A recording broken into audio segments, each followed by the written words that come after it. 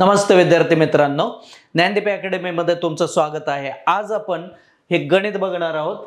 हे जे गणित आहे कोडिंग डिकोडिंग मधलं गणित आहे आणि या पद्धतीने प्रश्न विचारलाय। प्रश्न काय आहे, बाजूला ठेवलेले चिन्ह निर्देशित करत असलेला शब्द निवडा।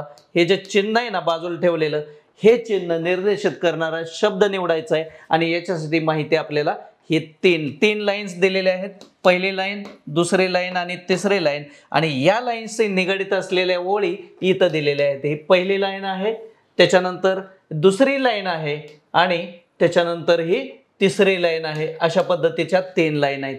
हे जे चिन्ह आहे हे आम्हाला या दुसऱ्या लाईन मध्ये आणि तिसऱ्या लाईन मध्ये दिसतं। बस आपण दुसरी लाईन आणि तिसरी लाईन जरी बघितले ना, यामध्ये दुसरी लाईन ही आहे जॉईन क्लीन अलायन्स, तिसरी लाईन ग्रीन क्लीन अलायन्स आहे।